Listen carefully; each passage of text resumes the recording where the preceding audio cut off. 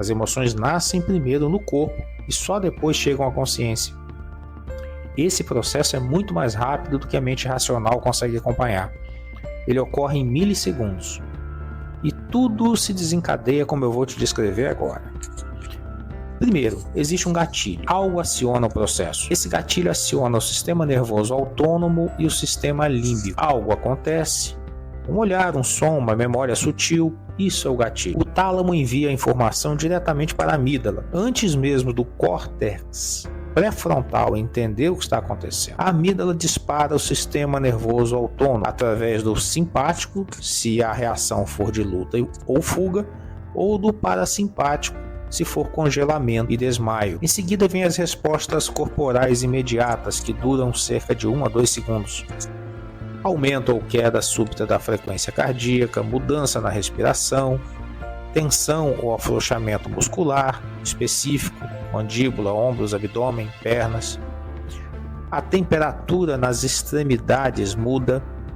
Se for do sistema nervoso simpático acionado, as mãos ficam frias. Se for do sistema parasimpático, as mãos ficam quentes e você sente aquele peso no peito. Tem também a sensação de borboletas no estômago, nó na garganta, aperto no peito, formigamento. Existe alteração na sudorese, salivação, peristaltismo, que são boca seca, vontade de ir ao banheiro, postura corporal automática. O corpo adota uma postura diferente a partir do estímulo, ou ele encolhe, ou ele expande, ou existe aquela vontade de virar o corpo. Em seguida ocorre a interocepção, que gera a sensação vaga, e aí sim vem a rotulação consciente. Só depois disso o córtex insular e cingulado anterior leem essas sensações corporais e o cérebro tenta dar um nome para isso. Estou com raiva, estou ansioso, estou triste. Se a pessoa tem baixa interocepção, o que a ciência conhece como alexitimia, ela sente o corpo disparado, mas não sabe por quê. Ah, mas que monte de nome complicado. O que é, por exemplo, interocepção?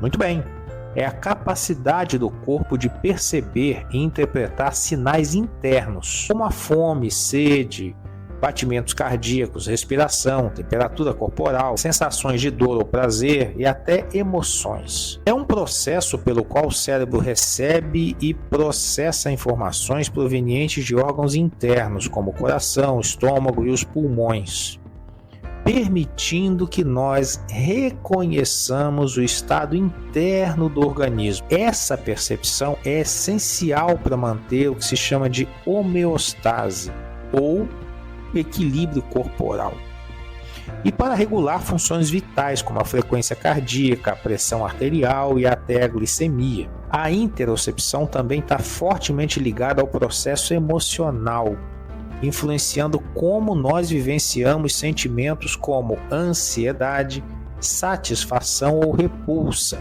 e desempenha um papel crucial na regulação do comportamento e na tomada de decisões. Os receptores interoceptivos estão distribuídos por todo o corpo, especialmente em órgãos e vasos sanguíneos. Estruturas cerebrais como o córtex insular, o córtex cingulado anterior e o hipotálamo são centrais no processamento dessas informações. A acurácia interoceptiva pode ser avaliada por meio de testes que medem a capacidade de estimar com precisão sinais fisiológicos, como a frequência cardíaca ou a temperatura corporal. Alterações na interocepção podem estar associadas a condições como autismo, transtornos psiquiátricos, obesidade ou insensibilidade congênita à dor. Ou seja, através desse processo, a emoção já está 100% ativa no corpo antes mesmo de você perceber que está sentindo algo. E aí vem a pergunta: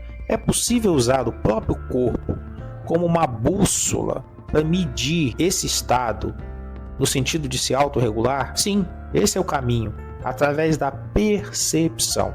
A percepção é o ato, efeito ou faculdade de perceber, adquirir conhecimentos através dos sentidos, e ocorre através de 3 mecanismos. O primeiro é a esterocepção, em que os estímulos são recebidos pelos receptores externos do indivíduo, ou seja, os órgãos dos sentidos. São sensações em nível tátil, auditivo, gustativo, olfativo ou visual. O segundo é a interocepção, que nós já definimos anteriormente, que vai responder aos estímulos em níveis viscerais, sendo manifestadas sensações de dor ou prazer pelo organismo. O último é a propriocepção, e diz respeito à percepção dos estímulos em nível muscular, dos ligamentos e dos tendões. Como você pode notar, nosso corpo é repleto de sensores, capazes de captar tudo o que se passa conosco em milissegundos. Esses sensores transmitem ao cérebro, que decodifica, trazendo a percepção da sensação. O truque é aprender a escutar essas sensações precoces e intervir antes que a emoção vire um tsunami. E aqui eu te sugiro algumas práticas que são validadas cientificamente e são extremamente eficazes. A primeira, um mapa corporal das emoções. Você pode fazer o seu próprio. Pegue um papel e lápis de cor, né? E durante 1 ou 2 semanas, sempre que sentir algo forte, marque no desenho onde tenha um corpo, onde você sentiu aquele algo forte. E como foi? Foi calor, frio, aperto, peso, vazio, formigamento? Assinala no corpo. Você vai descobrir a sua assinatura corporal pessoal de cada emoção. Por exemplo, digamos que a raiva seja expressa em você por um calor na cabeça, somado a uma mandíbula travada. A vergonha pode ser um calor no rosto, somado ao desejo de sumir. A ansiedade pode ser um aperto no peito, somado a mãos frias. E assim você vai mapeando as reações do seu corpo aos estímulos que ele recebe. O segundo mecanismo é o que se chama de check-in interoceptivo, de 10 segundos. Ele pode ser feito várias vezes no dia e se resume a você perguntar silenciosamente a você mesmo: onde está a minha respiração agora? Nesse momento? Está no peito? Está na barriga? Ela está pausada? O meu coração está acelerado, normal ou lento? Onde eu sinto tensão ou peso no meu corpo? Minhas mãos e pés estão quentes ou frios? Isso ativa o córtex insular e aumenta a precisão interoceptiva em pouquíssimas semanas. Você passa a se perceber, não é nada mais que isso. Trata-se de aprender a conversar com o seu corpo de uma forma gentil, percebendo todos os sinais que ele esteja te dando. Estando atentos também às emoções que eventualmente possam estar nos afetando naquele momento. É igualmente através dessa conversa com o corpo que ações de regulação podem ser utilizadas. E essas ações visam minimizar processos eventualmente perigosos ou dolorosos que já possam estar em andamento sem que você perceba. Dentro dessas técnicas de regulação do corpo, existem algumas que têm bastante eficácia e são muito rápidas. Por exemplo, o ideal é você avaliar dentro de 3 critérios. Primeiro, a emoção e a situação. O que é? Segundo, a sensação corporal típica. O que você está sentindo no corpo relacionado àquilo? E o terceiro é a intervenção corporal mais rápida, ou seja, o que eu posso fazer para reduzir ou anular esse processo? Vamos a um exemplo. Por exemplo, raiva e irritação. Se você está sentindo raiva ou irritação, qual a sensação corporal típica? Calor subindo, mandíbula e punhos tensos. Qual a intervenção corporal mais rápida eu posso fazer? Uma expiração longa, ou seja, eu inspiro, eu absorvo o ar, seguro esse ar por alguns segundos e quando eu coloco esse ar para fora, eu faço de uma maneira muito mais longa do que quando eu absorvi o ar. Isso alivia a raiva e a irritação. Se a situação for, por exemplo, ansiedade ou pânico, qual a sensação corporal típica? Normalmente o que se sente É um peito apertado, uma respiração alta. Qual a intervenção mais adequada? A respiração fisiológica. É a 4-4-6 ou a 5-5-7. Mas, além da respiração fisiológica, se for possível, mãos na barriga. As mãos espalmadas sobre a barriga.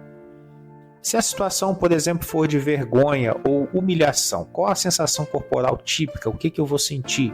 Normalmente, varia de pessoa para pessoa, mas no geral, o que se sente é calor no rosto e um desejo muito grande de encolher, como se o corpo quisesse se esconder. Qual a intervenção corporal aconselhável nesse caso? Postura de poder, por 2 minutos. Você elevar o corpo, abrir o peito e colocar as mãos na cintura. Mesmo que você não sinta vontade de fazê-lo, mas fazer mecanicamente por 2 minutos. Isso anula o processo anterior que seria de encolher-se. Se a emoção for de tristeza ou desânimo, qual a sensação corporal típica? Peso no peito, ombros caídos. Se for congelamento e dissociação, corpo desligado, frio e distante. Se você tiver sentido uma sobrecarga geral, muita tensão, qual a sensação corporal típica? Tudo tenso e acelerado.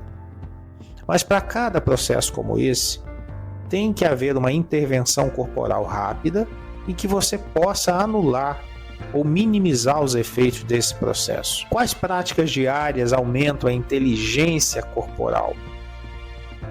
Uma delas é o escaneamento corporal, ou Mindful Body Scan. Alguns também conhecem como Yoga Nidra, feita por 10 ou 20 minutos. É um escaneamento de diferentes áreas do corpo, conectando as sensações ali existentes. Sempre com aquele princípio de observar, sempre como um observador. Então eu tento relaxar e tento agora perceber os meus pés. Como é que estão os meus pés? Eles estão frios, eles estão quentes, eles estão relaxados, eles estão tensos. E aí vai evoluindo. Agora os meus joelhos, agora a minha coxa, agora o meu quadril, agora o meu abdômen. E vai se percebendo. Isso por 10 ou 20 minutos. Um outro é aquela respiração coerente que a gente sempre recomenda. 5 a 6 respirações por minuto, 3 vezes ao dia.